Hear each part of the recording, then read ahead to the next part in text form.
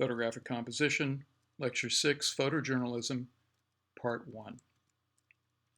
Photojournalists are storytellers. Larry Burroughs was a photographer who came to prominence in the Vietnam War, was considered one of the finest of photographers working at the time. And his objective was to, in as few images as possible, sum up what was happening. He was killed in the line of action during the Vietnam War, but his images remain as testaments to the work that he did. Francis Frith, we've seen this photograph before, was a very early photojournalist. He engaged more in travel photography than actual photojournalism. He wasn't being hired by publications to cover events and places. Nonetheless, he was going and documenting architecture and places and in many instances as well as people, with the intention of letting people back home in Europe know what these places look like. This is quite typical of his work. He included people not only to show what the local culture looked like, but also to give this scene scale. Roger Fenton is credited as being the first war photographer. As you can see in this image, doesn't appear to be any actual combat going on because of the very slow process of making pictures at the time. This was made in the early 1850s. He was relegated to making images of either the aftermath of battles or portraits and group shots like this one of the soldiers engaged in the war. And you can see that this is a relatively long exposure because the horse guard in the background is actually moving. Keeping a horse still long enough apparently was not possible. So there's a fair amount of blur in that one character.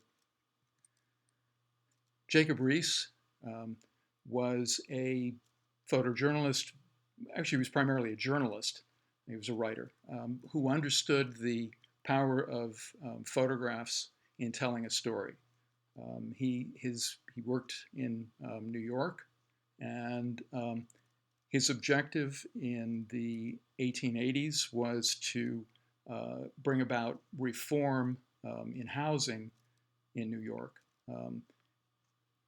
As a result, he went out and photographed the various neighborhoods of New York that were crumbling, falling apart, and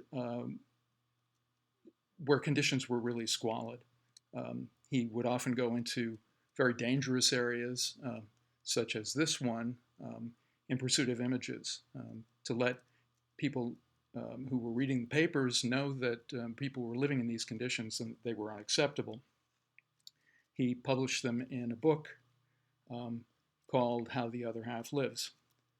Ironically, although he was making these photographs with the intention of showing them, the newspapers were incapable of actually reproducing photographs at the time that these were made. And what the readers would actually see were drawings that were made from his original photographs. Arnel Ganthet was a California photographer based in San Francisco who had the presence of mind to cover events after the earthquake and fire in 1906. His fellow photographer, Carlton Watkins, lost a huge inventory of his work, thousands of glass negatives and other evidence of his work were destroyed in the earthquake and fire. And here you can see this is obviously before television or even radio. And this was the best show in town. I'm sure it was very scary for people living there, but it was also fascinating to watch. So you see here with these facades that have fallen off the fronts of buildings in the foreground, there are people who have actually brought out chairs and are watching the fire and other events as they're unfolding. Louis Hine was a reformer and a photographer, but primarily a photographer. And he made it his mission to document the conditions of workers and specifically of child laborers from around the turn of the century up through the 1930s. His photographs were actually instrumental in getting legislation passed outlawing child labor like this.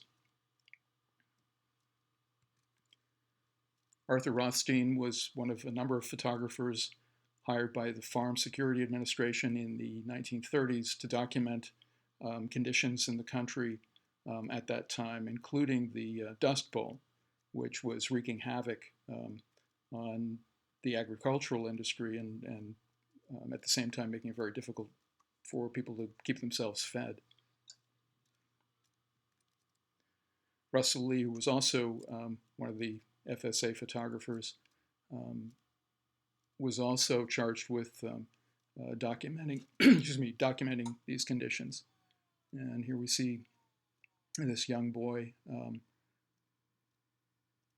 who, is living in a house with a newspaper for wallpaper and very reduced circumstances. Weegee was for lack of a better term, a crime photographer. He was a freelance photojournalist who worked out of his car. He actually had a darkroom built into the trunk of his car. He had a police scanner, and he would go to scenes where some crime had been committed, or some event was going on. And in this case, these are a group of onlookers, a lot of them kids, who had shown up because someone in the neighborhood had been murdered or something else had happened. And so he turned his camera on them. In this case, these are some organized crime figures who didn't want themselves to be photographed, and their desire not to be photographed, of course, made for a much more compelling image as a result. Dorothea Lange, another of the Farm Security Administration photographers, and intent on showing conditions at the time, long lines of people waiting for scraps of food that were made available to them, and showing the character of the people who were on these lines and the desperation that they were feeling at the time. Walker Evans, also working for the Farm Security Administration, photographed people. He's primarily known for his architectural studies, but he did photograph a number of people. He accompanied James Agee, the writer, to Alabama and Mississippi, where they stayed with and interviewed a number of people living in rural poverty. And here are a couple of portraits of family members of the family that they were interviewing. Margaret Bourke-White was a magazine photographer. This is, in fact, the first cover of Life magazine. It is a dam,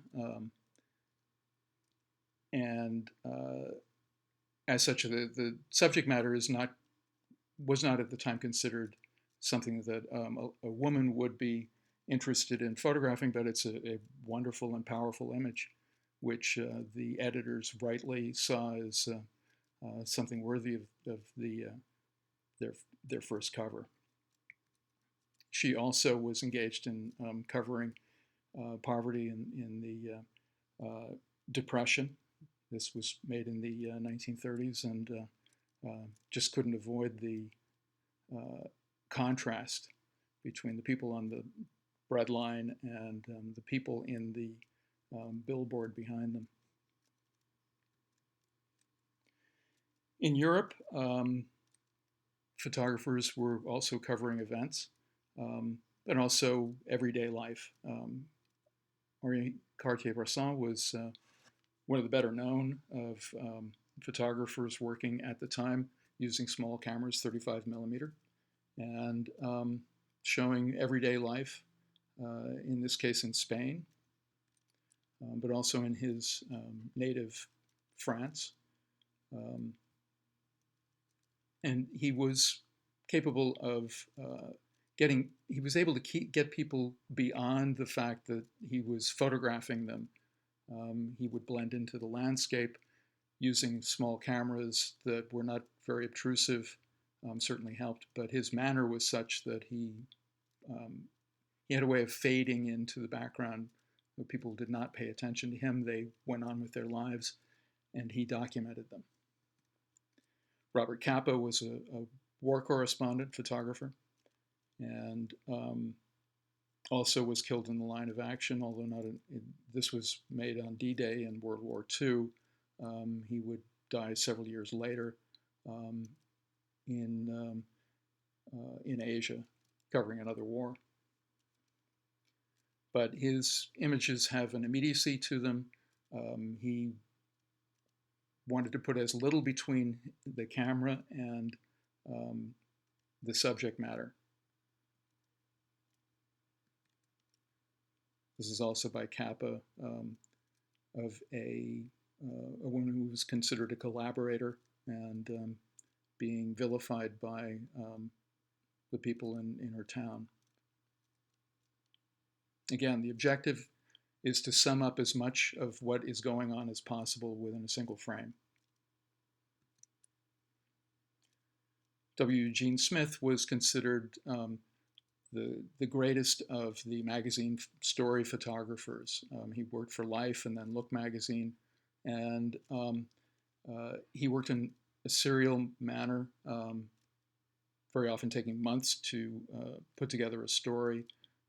He was hired to photograph during the Second World War and was very severely wounded, but until he was wounded, made many great photographs of soldiers and, in various situations such as this.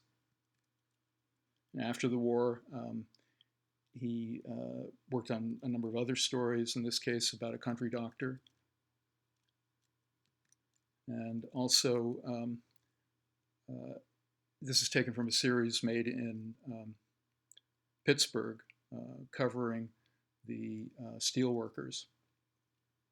And here we see a portrait which reveals something of the specific person, but also the iconic character of the people who worked in big industry in the United States.